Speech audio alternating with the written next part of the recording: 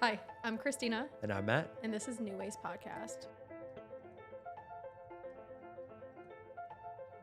Today you might know our guest from RuPaul's Drag Race or Drag Race All-Stars, Miss Continental Gone actor, Fabian, aka Naysha Lopez. Yes. Thank you for being here with us today. It's my pleasure. Thank you so much for having me. I'm super excited. Yeah, we're super excited. No, and I know that you and I have been friends for years now. Yeah. And I'm just, like I said, when you said yes to coming on the show, I was like, man, I really wanted the end of the year to go out with a bang. And Yeah. I needed to be with someone who was just as iconic. And I was like, damn, there's no one better than Fabian. So I was just, I was so excited that you were able to do this. Well, I'm glad you think I'm iconic. No, but yeah, I'm super excited, and I'll do anything for you, Matt. So I'm excited. Thank you. Yeah. Also, guys, Merry Christmas. This is our Christmas yeah, episode. Merry Christmas. Christmas. Yeah. At least themed. So Yes. No, but I kind of wanted to get started too and just really talk about you as a person. Okay. And, I know that when you and I were out one night, you asked me like, what do you want to talk about? Like, what are the things you want to discuss? And I was Yeah. like, man, my biggest thing is I love hearing people's stories. Yeah. And your story is honestly pretty fucking incredible. Thanks. And there's so much about you, and not only the public persona you have, but also just the person you are as well. And I would love to just kind of dive into a little bit of both today and just kind of talk about, Let's do it. everything that's you. So for a lot of our viewers, you've been known to be this famous drag queen, also known as Naysha Lopez. Yes. And so you started this journey, a long time ago. And so when was kind of the first time that you really saw yourself going into drag and making a name for it? It wasn't in the beginning, I'll tell you that. Like in the beginning, it's like it was a hobby. I was a booger queen. If you don't know what that is, look it up. that's what I was going to ask you. Are you okay? I'm going to tell you. Can you? Damn. Okay, I'll tell you. Please. No, booger queen. I mean, what it sounds like is what it means. It's just someone who was just looking busted. Like the makeup is not right. The wig is not right. Nothing's right. Nothing is right. But everyone goes through that because it's like you have to. It's part of your transformation. It's part of the journey, Yeah. Of becoming, evolving into the character that you're trying to create, because you really don't know what aesthetic you're going to go for in the beginning. But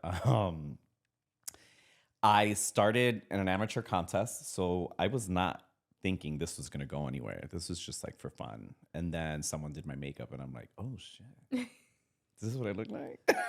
And then I started to do it more regularly. And then my job took like a back seat to drag. And I'm like, maybe I can do this. Yeah. And it's funny because I thought from the very beginning, I'm like, I'm going to be an actor. I'm moving to California. I'm doing this. I'm doing that. But I'm also a realist. And I'm like, I'm super petite. I'm feminine. And there are no roles for me. There's just not.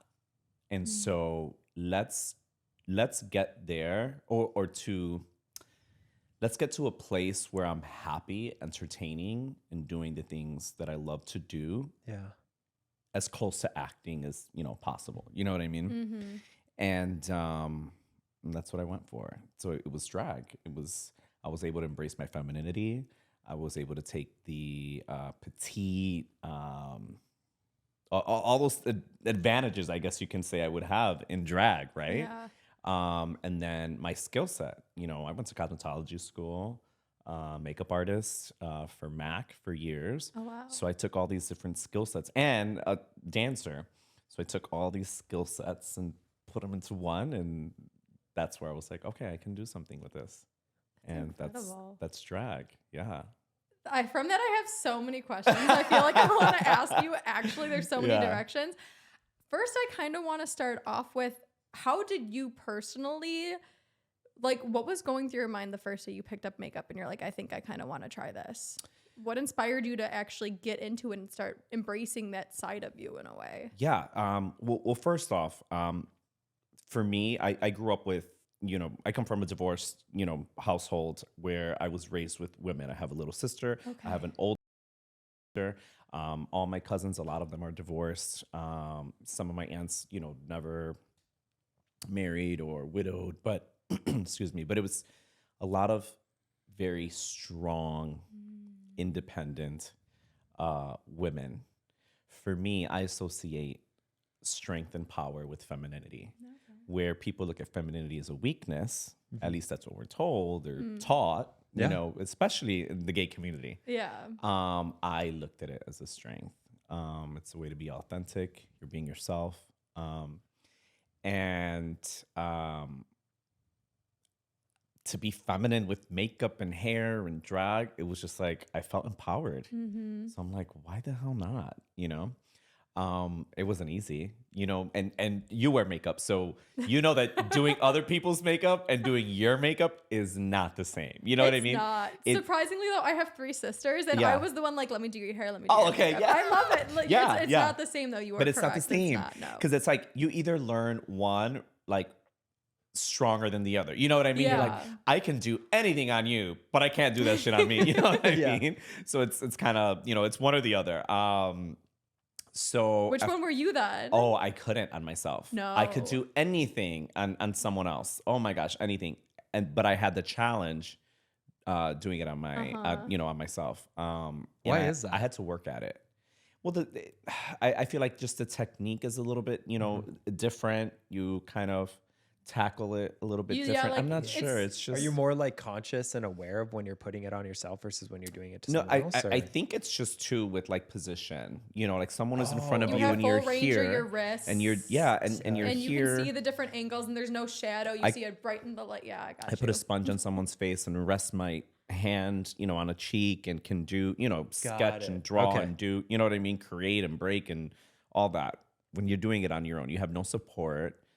Everything is kind of, it's just a little more challenging, but some people, they learn that way. And then so that's their forte, doing it on themselves, Got it. To me, I feel like too, you can get a little more artistic with other people because you see the entire canvas. Totally. So you're like, ooh, if I do this, it'll, you know what I mean? Absolutely. You can see the entire picture. And you're doing everything in a mirror, which, you're looking at the mirror opposed to just looking head on straight at it, which is, like different. Yeah. Nice. Yeah. You ever try to cut your hair in a mirror? It's like you start cutting it. You're like holding. You start going like this. Like, no. it's kind of funny, but anyway. Yeah. So it's safe to say you were kind of like engrossed and also embraced with that kind of culture, like putting on makeup, embracing femininity, strong women. I love that. So was it safe to say then too? Was your family supportive? Not at first. No. It's simple when, especially coming from a Latino family, it's totally fine. Anyone, oh yeah, your cousin, he's gay, and oh yeah, your cousin, she's a lesbian, and they're okay until it's their own kid. Then that's when it becomes an issue. They're like, oh yeah, she's a lesbian, but not you. You know what I mean? Yeah. So it's like that. So at first, and my mom and I had this conversation. It wasn't that she wasn't accepting of who I am. She was worried about my safety. That's all she was worried about. She's like, if you're out, I'm not at home sleeping in bed peacefully. Like I'm thinking like, I hope he's okay. I hope he's safe. Like it was it's always been a safety thing for her. Yeah. Yeah. And listen, I'm a little older.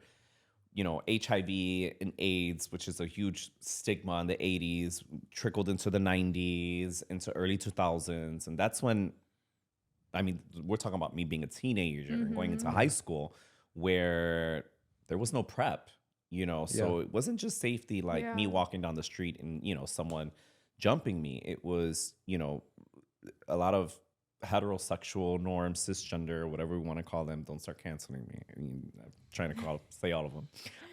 But they lacked education when it came to medications and all these different things. And so then promiscuity is like, oh, if you sleep with 1 or 2 people, that's it. You got it. You know what I mean? And it was, so it's just, there was this fear instilled in that, age group, my mom and my aunts and all that they were just like terrified, like, oh, we don't want our nephew or my son to die of Yeah. HIV, you know, because that's what was What instilled. parents think You know of, what I mean? Yeah, that's obviously. what you Yeah, think they of. always worry. That's So what it parents was do. always stuff like that she was just scared of my safety and worried. Yeah. I could No also worry, imagine too, just thankfully now, I feel like we're not 100% there yet, but thankfully now, like, people are more embracing gay culture. And back then, it probably wasn't the case either. It Right. wasn't as accepted as it is now. Yeah. I can't even imagine, though, too. It's like you being out in society, then going to all these different places, she worries about your safety. Absolutely. I know when I first moved to LA, even speaking with people, they're like, other gay men, lesbians, they come here to kind of go out and meet people like them because they don't have them in their own town. Right. But that makes it even more dangerous because they're in an area that they don't know and people also Yeah. target them. Yeah. So I can't even imagine that aspect of safety as well. Oh, totally. Absolutely. And Yeah. in a city like Chicago, where I'm from, I mean, Yeah. you know, we have, it's called, I think they changed it to like Hostage Street or something like that. But, you know, it was called Boys Town. They changed the name of it? Yeah, like it's not really called Boys Town anymore, because the community North Hosted Street. That's what it's called, I Okay. believe. North Hosted, something like that. But you know, they want to be more inclusive. Okay. And so they stopped calling it, you know, Boys Town. But you know, anyone who's lived there for years, are like, oh, we're going to Boys Town. You know what Yeah, I I'm mean? like, and that's and what you I do it. remember Yeah, it as. and there's no, you don't mean anything bad by it. You're not purposely trying to exclude anyone else. No, It's just not at it's what all. it's been called for years. Yeah. But yeah, that everyone would go there because that's where you felt safe. You know, yeah. And it was a good time too. Oh hell yeah, it was a good time. I'll never forget my days in Chicago. I know that you and I met 4 years ago in Chicago. In Chicago. While you were performing at Kit Kat. Kit Kat Lounge, the world Wow. famous Kit Kat Lounge. Yeah. Yeah. And I was 21 years old. Yeah. It was literally, yeah. It was like a little 21, starstruck 22. too, if I'm not mistaken. Yeah. Well, no, I was like, I had never, Yeah. I'd never known the world of drag. Right. I came out when I was 19, 20. And so, I refused to even, like get a fake ID or anything, you Yeah. know, because I was one of those kids, but it's just fine. I just love it. Yeah. Anyways, but I will never forget being like 22 and like seeing you perform in drag, and you were one of the first drag queens I ever met. Really? Yeah. That's awesome. No, I mean, it was, and I'll never forget. I was like, I'm gonna be friends with her. I was just like that. We're gonna have fun. I'm gonna be friends. And here we are, 4.5, 5 years later. Yeah. And, it's just really cool to see, your transition as well, because I know that you've also had quite a lot happen to you since Yeah. 2020. Oh my God. And, so much. from being in Chicago, moving out here, Mhm. not only, doing All Stars since you've been out here, but then also now you've, shifted as well a little bit into doing film and television. Mhm. I don't know if you can talk specifics, but can you share about some of the projects you're working on right now? Yeah, so I did a show called Strange Love. It's on Prime right now. You can see it on Prime. And I'm not sure if you find it just Strange Love or if you have to do #Strange Love, but one or the other. It's on Prime. Okay. You'll find it. The director George and I met through a mutual friend. He was telling my friend Hector, hey Hector, I need a guy for, this role. I think I'm missing this because if we have a second season, I would really like to focus on this character and I need this. And they were just talking, had the conversation. And then the next day I was doing Sunday Fun Day. As you see, it's my favorite day of the week. I was doing Sunday Fun Day. What Sunday Fun Day consists of? I'm oh my kidding. gosh, Continue. yeah. We'll talk. And Hector and I were talking, and I'm like, yeah, I got to get my headshots done. Like, I need new headshots, this, that. And we're just like talking. It's like, I forgot that you're like wanting to break into acting and this. He's like, I'm going to connect you with someone. And he connected me with George. And George is like, I'll send you the script. If you're down, it's a very small, role and you want to do this little cameo, let's do it. I'm like, absolutely. And so I did it. And it's a very small role. Just seeing it is kind of like, oh my God, I just kind of gagged because it's like what I've wanted to do for like ever, for as long as I can remember. But George also, after the fact, sent me another script for a leading role for a thriller. I think he said it was 8-episode thriller, which I read over, and I was like, yeah, I'll do this. Like, Yeah. so, yeah, it looks like I'll be working with George for a little bit. And he has a podcast now, and I wish I remembered the name so I can tell you guys, but I don't remember the name. But he just started a podcast as well, and yeah, he's pretty cool. He's a pretty awesome guy. Yeah, Amazing. And he does not audition people. It's like connection. Like he will have like a full-on conversation with you and just get to know you. And if he's connecting and like feeling it, he's like, yeah, I think this is the guy, or I think this is for her. You know what I mean? And I think that's absolutely amazing. Yeah. You really get to know the person. Yeah, and he wrote this series and then he directs it as well, and he makes you feel so comfortable on set and just like lets you go for it. And it's pretty cool. It's amazing. Yeah. Wow. Yeah. That's pretty much like full circle then from you're like this little bitty in Chicago being like, I want to be an actor, but then you go the drag route and now you're in LA. So did drag bring you to LA? What actually brought you out here? So I've always wanted to live here and whatnot. I didn't see it as something that was attainable. Like I was like, Why?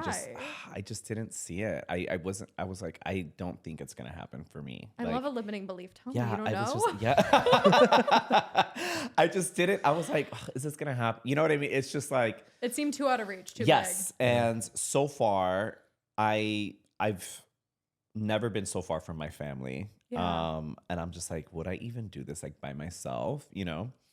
And I had gotten a few opportunities and I had to pass on them because they were calling me and like, hey, can we have you do this? And I'm like, sure, when do you need me?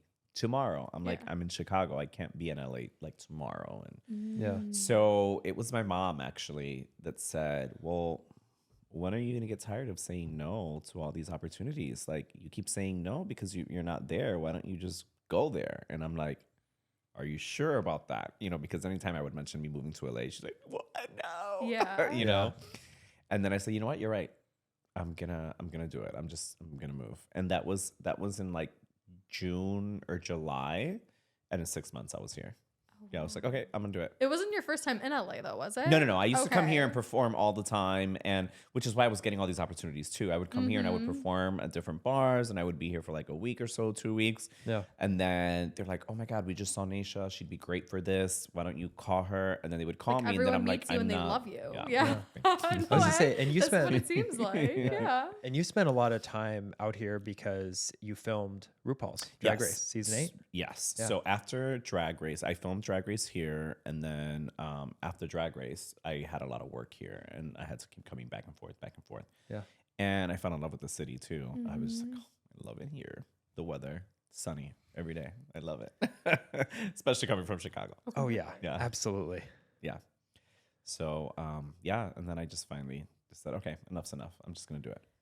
Wow. And, you know, I would love to kind of dive into a little bit of your time on RuPaul's Drag Race. Yeah. If we can. You know, I know that you were on the show very briefly and then you came back into season 8. Yeah. And so kind of talk to me a little bit about that dynamic and that experience and how that was. Yeah.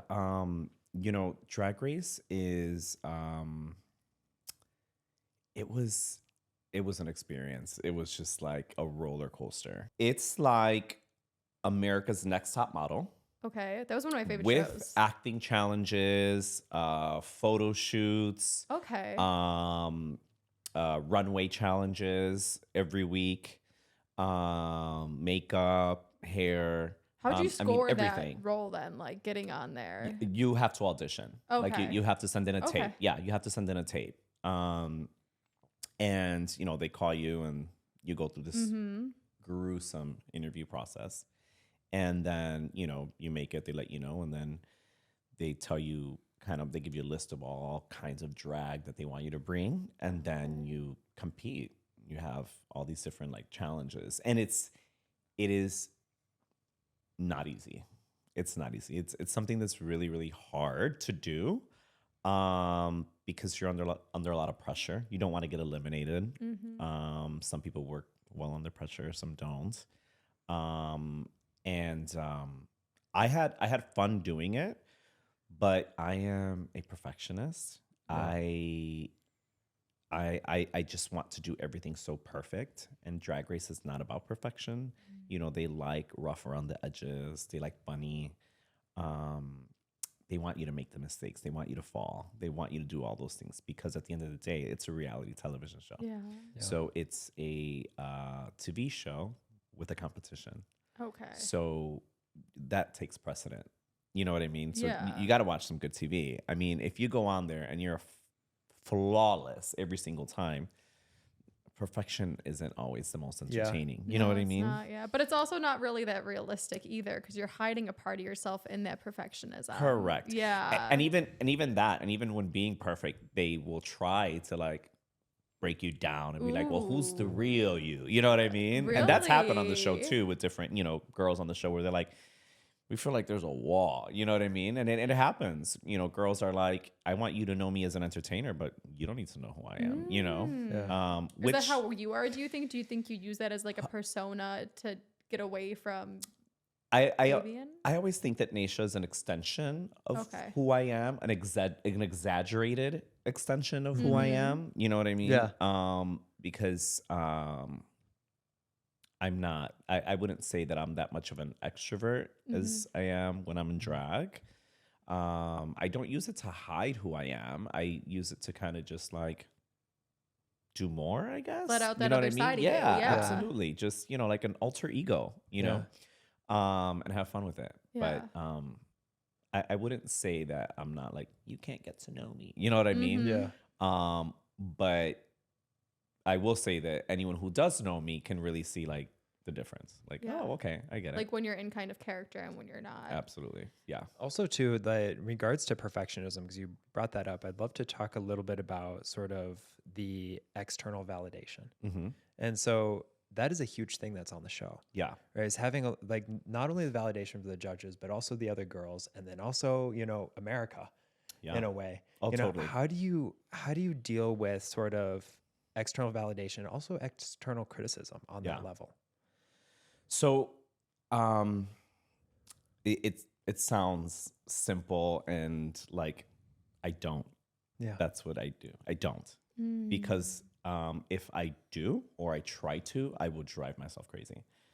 And I say that because you cannot make everybody happy. Yeah. And I'm going to use this as an example. When you watch the Miss Universe pageant, right, and you see all these women come out in gowns, and it's like a lot of champagne, gold, silver, champagne. Then you'll see a red, and you'll see a purple, and you'll see a yellow. But then it's champagne again, and then it's gold, because these are colors that are most commonly liked by everyone. Like it's a color that everybody likes.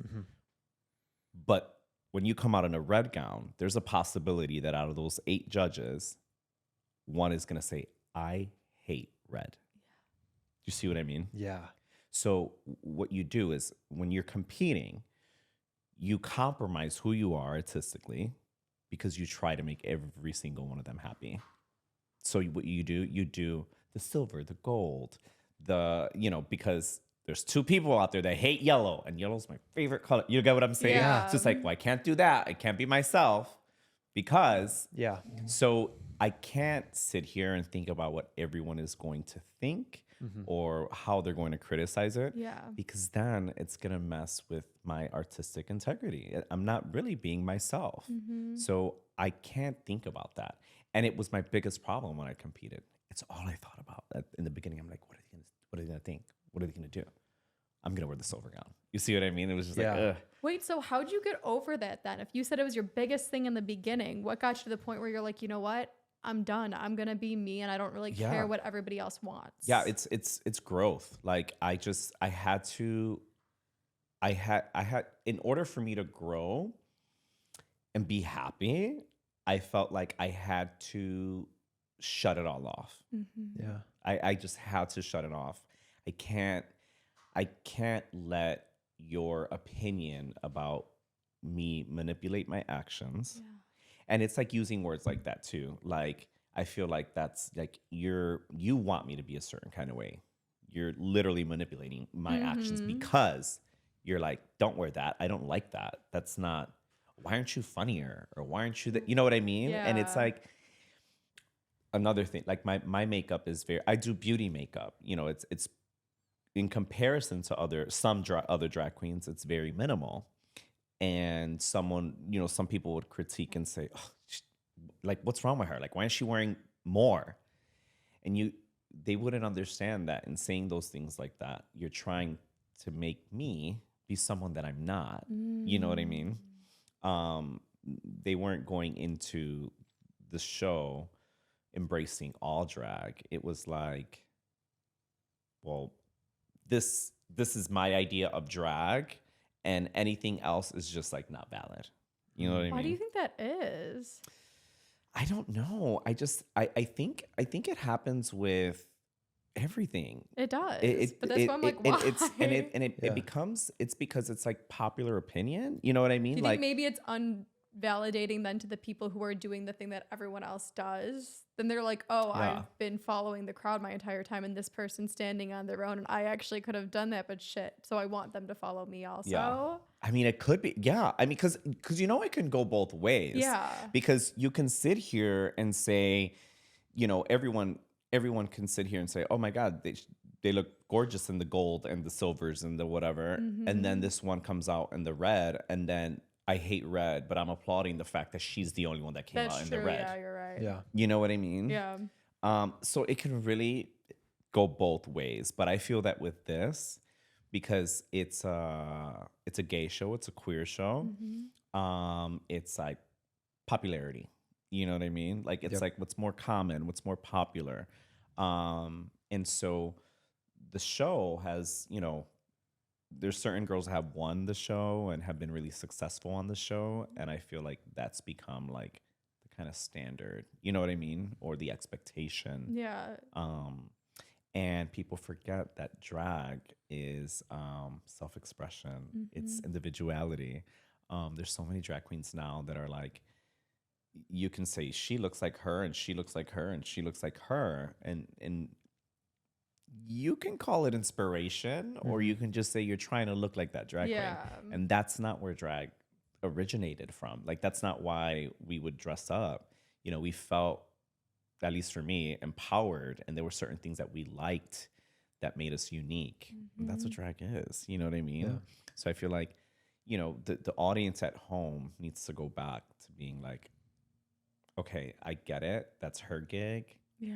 And let's embrace it. You know what I mean? Yeah. Like, and let's just embrace all of it, Yeah. I personally just love authenticity. I'm like, Yeah. you can't fake that. You can tell regardless if Absolutely. everyone's in a gold gown and 50% of them are the ones doing it just because it's gold. You can tell when the other ones are like, I love this dress. Absolutely.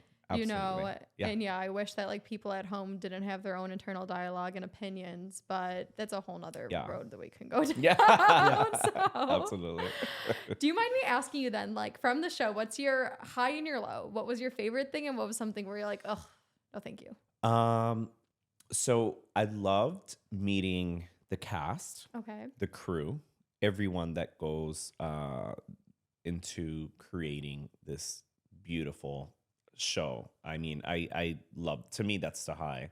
Another high is what happens afterward. The fact that I got to tour the world and meet so many people,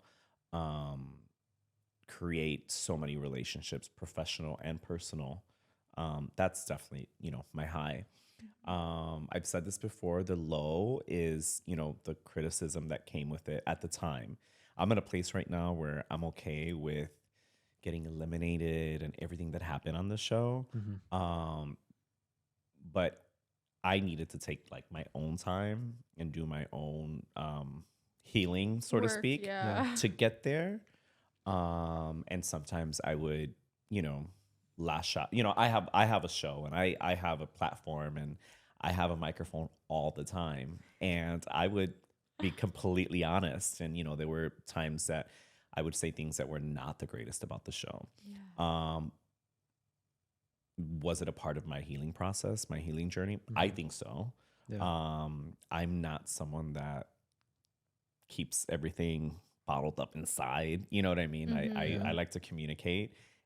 And with a show like this, like, who do I communicate to? Do I call RuPaul and say, hey girl, or you fucked me over? You know what I mean? Like, you know, you just don't know where to take this energy and this like anger and disappointment, even in yourself. You don't know where to direct it to. Yeah. And because it's such a small lived experience. Oh, like absolutely. you're dealing with, you know, only probably a couple hundred people in the world who know what it's like to know what you've been through. Absolutely. You know? And so you just don't know where to direct this energy to.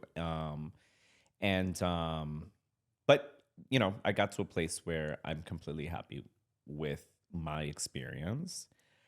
But it was the fans and the things that they would say, and the not really validating my drag, or more so dismissing it or dismissing my talent because of my placement on a television show. That was my low, because you go from no one knowing who you are to now the entire gay community, plus I mean, it's on MTV, you know what I mean? And to everyone knowing your name. And when before I was on the show, I was Miss Continental. I was already successful. I was already touring, you know, and to be known for something so great and then go on a show, and then now all of your accolades or your accomplishments or anything that you've done is completely erased. And the only thing that they focused on was the fact that I went on a show and I got eliminated and I did bad on the show. And so that defined my entire drag character and career. And that was the low. And that's what took me a while to like deal with and heal from, for sure. And, you know, going off of that, how did you sort of balance that public and personal life together, especially with your mental health? Yeah. So I'm sure you've heard this when they say to surround yourself with more successful people around you, smarter people, all those things, because that's when you like learn, right? It's like, it's great to be, you know, the smartest person in the room, but you ain't learning anything. I'll tell you that. You know what I mean? I consider myself to be pretty level-headed, but I do like to surround myself with people who know how to communicate, who are very emotionally intelligent, that I feel safe expressing myself to, and I trust in what their response is. You know what I mean? Because I feel that either one, they've experienced so much more than I have, and they have something to offer me, you know, from experience. And that's helped me a whole lot. I mean, everyone especially during that time, like everyone is just like has their own story, and that I can relate to, or maybe I don't relate to, but then maybe I do later on. You know what I mean? So I think that's been a huge part in keeping me kind of grounded and with my mental health and whatnot. Oh, for sure. Yeah. Love that. Yeah. We always talk so much heavily about, you know, so like you keep around you. You know, you They're are very you are a important, reflection of It the is. people you keep around you. Yeah. You know, and that's, you know, something. And so oftentimes we talk about too, and I'd love to know your opinion on this. Okay. Is that like, what are some of the, like, I know characteristics you talked about a little bit, but when you kind of look at someone, you're like, okay, I want to keep that kind of person in my life. What are some things that you look for? Yeah. That you really sort of see yourself attracting? Someone that is able to, I feel this is like, if not the most important, but I think it's the most important, to be able to communicate and express yourself, your feelings, and what you're thinking to somebody else freely. Yeah. Only tells me that I can do the same. It's like you've just created a safe space for me. You have chosen to share whatever shortcomings or whatever is going on in your life that you feel that you need to talk about. And I'm here to listen. But in doing that, you have also opened up the door to say, hey, you can communicate with me too. You felt safe enough to talk to me about it. I'm definitely going to, you know what I mean? And I think that is just everything to me. I think having really good communication skills is like really great. My boyfriend and I'm constantly still learning. And when I thought, I was like, I can communicate pretty well. I met him, and this man is just like, okay, let's talk about this. And it was just like he can communicate. So I'm like, damn, like, you know, everyone just has a different way about, you know, communicating, but it's about doing it effectively. And he has taught me a different way, you know, like his way, you know? But I think communication for me is like key. So what would you say is like characteristics of effective communication? Let's not sweep it under the rug and talk about it later. I feel like if something is going on, let's talk about it. Yeah. Now, that doesn't mean if we're out at dinner, we're going to stop right now and we're going to, you know, have this entire conversation. But to be like, hey, this just happened, made me feel this kind of way. When we get home, let's talk about it. Like, whatever. Okay, cool. Now I know we're going to talk about that. You know what I mean? I think is a good way, you know, to communicate. Yeah. I don't. Also, it's like you see something, say something. If I say something and I clearly can see that I've either made you uncomfortable or I've said something that might bother you, I think it's an effective way to communicate, to say, hey, let me acknowledge this and be like, is everything okay? If not, let's talk about it. You know what whatever the case may be. And be receptive to it. Yeah. Do not bite my head off because I told you that I didn't like the way you made me feel for whatever, you know, whatever the case is. I was going to say that seemed like a big one from you, is being level-headed and not like reactive, more proactive, just being honest and open and not making the worst case scenario of it. Just be like, hey, this is how I'm feeling right now. I had a friend of mine that it's like you would tell him, hey, you made me feel this way. And he's like, yeah, but okay, forget it. Let's not even talk about it. You get what I'm saying? It's like, and I tried to use this simple, like, little story for him to try to get him to understand where I was coming from. And I stepped on his foot. It's like, I step on your foot. I don't say I didn't mean to.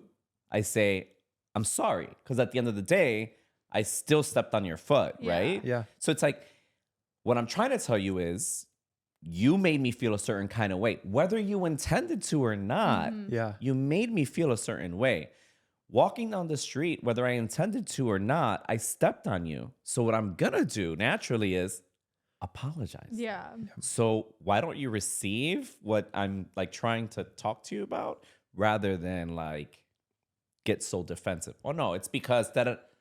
Okay, well, here we go. You know what I mean? I mean, and I'm not saying that anyone is just owed an apology right off the bat. What I'm saying is be receptive to having a conversation and saying, oh, okay, cool. Made you feel this way, even though it wasn't my intention. I mean, I'm sorry for making you feel that way. I'm a big person. I'm like, don't apologize if you really don't believe you did anything wrong. Exactly. But I'd be like, I am sorry that that's how you feel. Like, I genuinely didn't want to hurt you like that, even though that's what I mean. You could say sorry without being like, oh my gosh, it's my, You're not saying, it's my fault. Oh my God, it's my fault. You know what I mean? But you acknowledging also, how you feel. That's all. the thing. That's all. And you also don't want to say, well, like, I hurt your feelings. Okay, good. You know what I mean? Like, I will admit there are some times though where I'm just like, because I'm the person where if like you're my friend, I'm also not scared to upset you if I think that it's genuinely like for your own good. Some people are like, I want you to tell me what I want to hear. But if I'm your friend, I'm like, I'm not doing you any favors by just telling you what you want to hear. But that's also an effective way to communicate. That's what I mean. That's why I'm like, sometimes I'm like, I did mean to hurt your feelings. I knew it was going to hurt your feelings, but I feel like you needed to hear it. So sorry it hurt your feelings, but not really sorry at the same time. Oh, totally. Oh, no, absolutely. I am that friend. Yeah. You know that. The eye roll is real, guys. But also think too, going back to, ego, right? Yeah. Why is like apologizing so hard for some people? I know I can, as therapist, I could layer it back and Matt, look you at, do like, apologize historical a lot trauma. though too. Matt is the first one to be like, I'm sorry. Well, it's more of a habit than anything else. Cause I'm just like, oh, I'm sorry I did that. But here's the thing. I'm sorry. I always do that often. So I over apologize for things, but a lot of people are like the opposite where they won't at all. Yeah. If they apologize, it's like a form of conceding. And in their mind, that shows a sign of weakness, which then hurts the ego. Mm-hmm. Yep. Weakness. It's all it is. It's like, I think people think the second you apologize, you're weaker, less than whatever the situation is. It's just like, oh, yeah, whatever. You think I'm weak. You know what I mean? It's like, it's ridiculous. I think it's like, I think as you get older, not really. Some people just don't. I'm like, maybe some people. I know some people in their like 80s who refuse to like kill their ego, and then I know some people in their teens where I'm like, holy shit, how did you become like this? Yeah. They're so humble, and I'm like, aren't you supposed to be arrogant at this age? Yeah. But you probably dealt with then on the show, and also just like being in the public eye, a lot of different personalities. Now you can control kind of how you react, but not the other person. Right. So in those certain situations then where the person's not acting how you want to, but you still want to remain professional and true to who you are, how do you respond dealing with those different personalities? I would say that I'm probably just, I'm super receptive to like all of it. I'm just like, yeah, I receive it. It's fine. Like, as long as it's not in any way negative or like hurtful, anything like that. But if someone's a little too much and they feel like they need more space, they're girl, do you? It's fine. I have no problem taking a step back. I just think like it comes with like the way we're talking about apologizing. You know, that saying, be the bigger person or whatnot. I think it's about really gauging the situation and be like, is this really necessary? It's not necessary. Is it worth my energy in a way? Is it? Yeah. And it's not. Is anything good going to come back from like me actually speaking my mind, or should I just? And let me tell you, there were times like there were times that I would get online and someone would say something negative, and I'm like, right back at them, and then I'm like, why am I engaging in that? Nothing is going to come of that. Nothing positive. Yep. They're not gonna. You're right. Yeah. That's not gonna happen. You know what I mean? They're not gonna. So. I let it be. I'm like, I'm not gonna really entertain it. It's, I get that. Yeah. I've learned that a lot more recently, just within my own past few years of professional work, because the thing is, I'm like, if I just stay in my lane, if I just stay moisturized. You just stay moisturized? Yeah, if I just stay moisturized, just keep to myself. Like, oh my God. Like your peace of mind is the biggest thing. Absolutely. And I've learned that so much these past few years. Like, I will never neglect my peace of mind anymore. And there's no reason for you to interrupt my peace of mind. Yep. Or me to allow you to interrupt it. It takes a lot of work, though, also to get to the point where you're once again proactive instead of reactive. Yeah. You know what I mean? It takes, because that's the thing. A lot of times, these people who do lash out, they're not a thought in their head. They're just doing every single reaction. They haven't necessarily explored. Yeah. What other ways to respond there are? Because another thing I wanted to ask you was, you mentioned how before you would you love a microphone, and you, especially after the show, you'd get on and kind of, in a way, lash out, but share your emotions that way. And then bringing other people on to help ground you, it seems like was a big way in your healing journey. Are there any other things that have really been beneficial to you?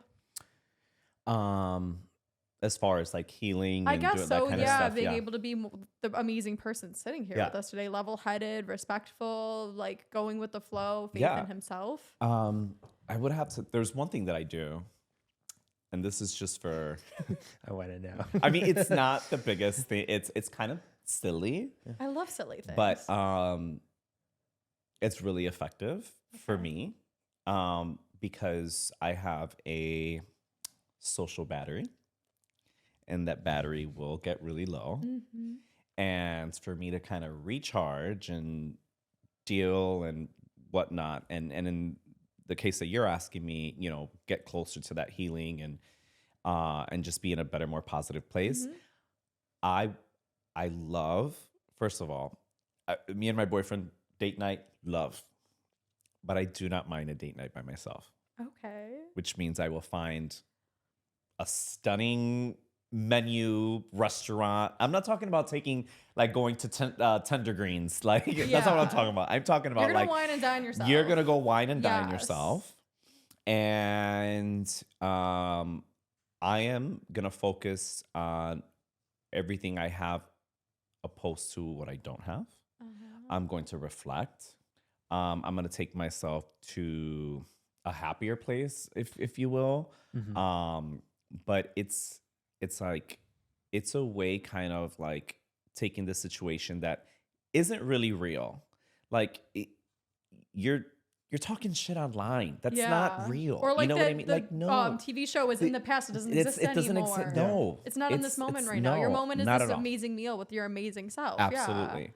And when I have that meal, I'm like, I'm doing this for me. You see what I mean? Like I'm treating myself, right? You're like, life is actually pretty freaking delicious. This isn't bad. Yes. Like, this isn't bad.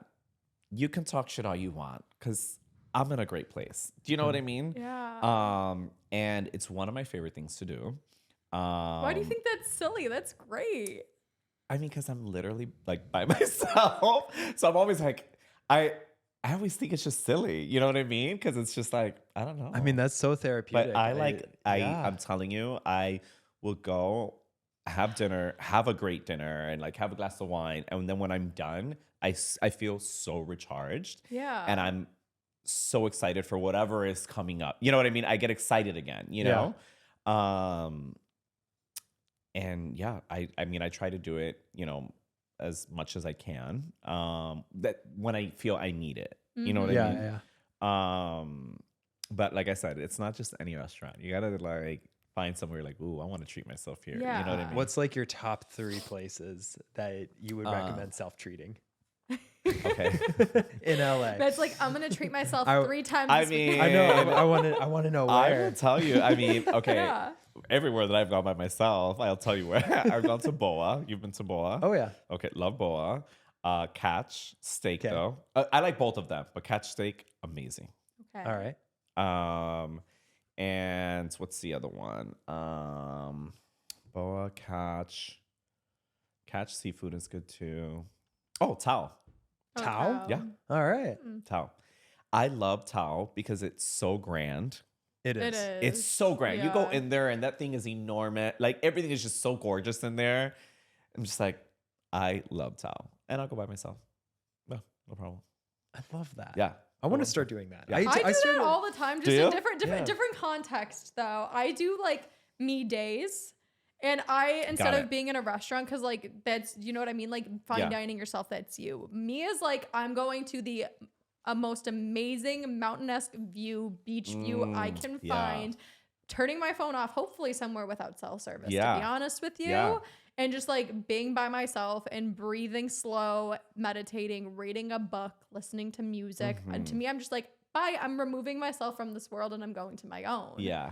And then usually from there, I love doing like a Topanga. Have you been to Topanga? No. Okay, Topanga is fucking fabulous. Okay. There's this hike that's Temescal Canyon. No, I'll tell you my day. I go to Temescal Canyon. Yeah. It's an amazing hike. Then there's this road through Topanga where there's a crystal shop and a treehouse cafe. So I'll do my hike. I will go to the crystal shop, buy a crystal, and then I will go to the treehouse cafe and have my lunch. And to me, that's like, life is good. Yeah. And then I can people again. Yeah. But I do that all the time. That's what I mean. I'm like, everybody can find their groove in being alone and just taking that moment to breathe and be like, yo. I love my alone time. Yeah. Like, I love my alone time. I have where if I'm working consecutively, like 6, 7, 8, 9 days, like in a row, I will have that day where I'm like, oh, I'm not doing anything today. Yeah, but what are you gonna do? No, you don't get it. I'm not doing anything today.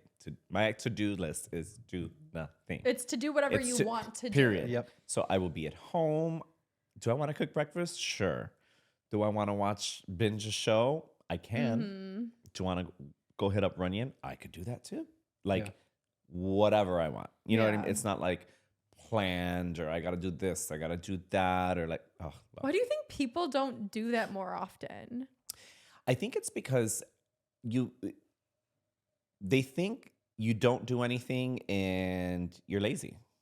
You're not. What do you mean you're not doing? That is it? doing something though. You Doing have nothing. laundry. Why aren't you doing your laundry? Why are you sitting there doing nothing? You know. Yeah. And it comes from. It probably comes from your parents or your other half, or someone has taught you that you cannot take time for yourself and sit there and do nothing because that's lazy. Yeah, toxic work ethics. Yeah. Yep. That's lazy.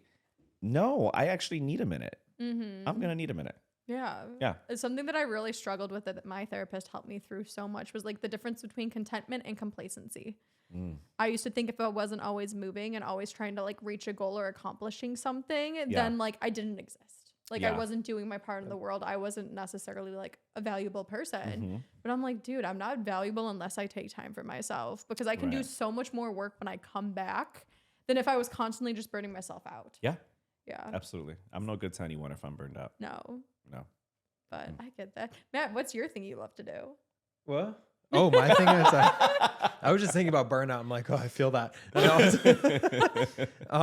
Man, my thing to do. I actually, I'm weird and specific. I like to go to Universal City and go to the IMAX of like whatever's being shown. So whatever IMAX movie is in theaters at that given moment, that's the one I'll go see regardless of what it is. Love. So I started doing that, and that's actually just a lot of fun because you can go see some pretty great films. Yeah. But there's something special about being able to sit in like a very like powerful room in a way. Yeah. And then being engrossed completely into something that's not real. Or, it could be real or just simply just based on something, but it's not currently your life in that moment. Right. It's just being able to kind of transport yourself into, sort of another dimension.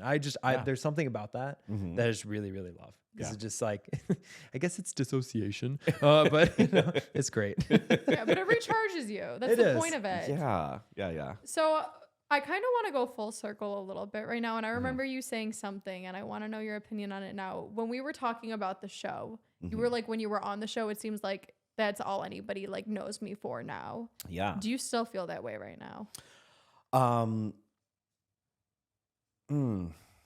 Yes and no. Like, and the reason I say yes is... How long ago was the show, by the way? So I was on All Stars 2 years ago. Okay, so not that long ago. So, very well, I filmed still. 2 years ago, but it was on last year. Oh, okay, so very relevant. So, yeah, then, yes. so that one. And then the one before that was 7, 8 years ago, before the All Stars one. Yeah. Do I think that that's all they know me for? Possibly. But I'm at a place where if it is, I'm not mad about it. Do you see what I mean? Yeah. Like you said, I can control how I react, but not, how they feel about me, how they know me. At first, I just didn't like I didn't like that they would define, my drag or my talent based on just what they just saw. It's like seeing one actor in one movie and you're like, they're a horrible actor in every single movie they're in. No, maybe they had a bad movie. You know what I mean? Like, what actor doesn't, And it's kind of that. It was just like, I got eliminated, so I do bad drag. So that really is the part that just like really bothered me. Yeah. But I feel like I've been doing so many other things as well that it doesn't really matter. If that's all you want to think about when you think about me or when you see me, says a little bit more about you than it does about me. Like, catch up, And but what I've also been getting from this conversation kind of too is like, you didn't let that one moment like defeat you or define you. And right now you're moving on and you're doing other things. You're getting into acting more. I guarantee you when all this stuff comes out, then people are going to be talking about you on that, not on this other thing. And I feel like so many people love to fixate on the past and they're like, that was my one moment. But it's like, you can have a lot of moments if you allow yourself to. Totally. And that's what you're doing for yourself. Yeah. Like, that's what I find so beautiful. And if anything, probably a powerful message that we've talked about today. I was like, like we're multifaceted individuals and it's just, you're such an amazing person and we can do so many different things. Like try everything, do the thing in the moment, but like that doesn't have to define you your entire life. Like it might seem dramatic right now, but I guarantee you give it like 10 years, no one's gonna be talking about that Oh, shit. absolutely. Yeah, absolutely. And literally it's what I mean, think about. I'm like, no one's even gonna remember that. You know what I mean? Or it's just like, and even if they do, it'll be a aha moment opposed to like a defining moment, you know? Not to mention, there's so many other things that I want to do that I feel are going to take completely eradicate all of, you know what I mean? People's negative thoughts of, you know, some performance on a show, you know? Yeah. We often too talk a lot about on this show what has been, what is, and what will be. And so I kind of want to focus a little bit on the what will be. Okay. And hearing kind of what your plan is for, you know, the future for your drag, the future for your acting, and just also the future as Fabian. Yeah. Okay. I mean, there's just so much, you know, you think about the future, like manifest it right now. Say it. My mind does not stop. Okay. Let's go. I want to do everything, you know, something I said earlier about never really like believing in getting those starring roles or, you know, being the actor that I wish I could be, not because of skill set, but because I wouldn't be given the opportunity. You know what I mean? I have learned that, you know, that saying that they say, hey, if you want a seat at the table and there isn't a chair, go grab one and pull up a seat to the table. Don't wait for someone to stand up or go grab one. And that's kind of has been my motivation, my attitude towards coming here. I started writing, and I've written an entire show based on a character that I've created. And I did that because I wasn't going to wait for the role of a lifetime or someone to be like, hey, you would be great for this. I have this role and I think I would be perfect for it, so I'm going to write it. You know what I mean? I created it. And opposed to having to go into the audition room and which I'm not saying I'm not going to do that, or I'm not opposed to auditioning for other things. So of course I'm going to, but this has been my focus where I have said, you know what, I'm going to create these opportunities. I'm going to do this for myself. And so I've been writing and getting ready to create some more self-tapes and just audition, but know that I'm not going to wait around for anyone to, you know, create these roles or I'm going to do it myself. So that's the future for what I see. The future for me is where I'm a little bit more in control of it, opposed to letting other people control it. You know what I mean? Yeah. I love it. I say it all the time, like, we're the creators of our own reality. If you believe it is possible, Absolutely. baby, it is. If Absolutely. you don't think so, hey, it's not. Yeah, totally. It's so beautiful. Yeah. God, I love that. Yeah. Thank you. Well, on that note then, to wrap up, we haven't done this in a while, and I want to ask you, though, if you could give any advice to our listeners, what would it be? Okay. A little bit about what I was just saying right now, just to kind of piggyback off that. You know, sometimes we kind of just sit around waiting for things to happen, or we put ourselves in a position where people are in control of your future or the things that you want or need. And I think that we need to work more towards putting yourself in a position where you can control all of that. And if you get there, I mean, the world is at your fingertips. You know what I mean? It's like if I get, and I'm just using this as an example and manifesting. If I get this show, you know, on a you network, mean when I get the show on the network, I've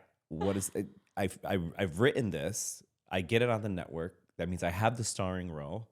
That means now I'm on everyone's television. I'm doing what I love to do. I'm winning all the awards. I'm doing everything I wanted to do, and I created that. You know what I mean? And then what happens then? Then everybody else wants to be a part of it. Now it's like, hey, come do this. Hey, we want you for this. We want you for that. And choose to do things that you absolutely love.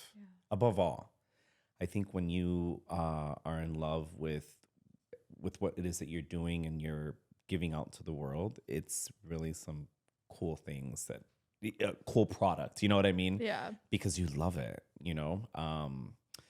Don't just be content with, oh, I'm happy here, but not really. I'm just doing this because I need a paycheck or this. You know what I mean? Like, really push yourself to be where you want to be. Yeah. You know what I mean? Yeah. I could not agree more with that. That was very well said. Awesome. On that note, thank you so much for being here with us and sharing your story and being open and honest and communicating. I appreciate it. It's been a pleasure. Well, thank you so much for having me. I've had a great time. Yes, of course. Such an incredible human being, like through and through. Not only on screen, but just also in person. I'm beyond lucky to call you a friend. So thank you. Thank you. Love ya. Oh yeah, and until next time, guys. I love you. Thank you so much, and keep shining your light.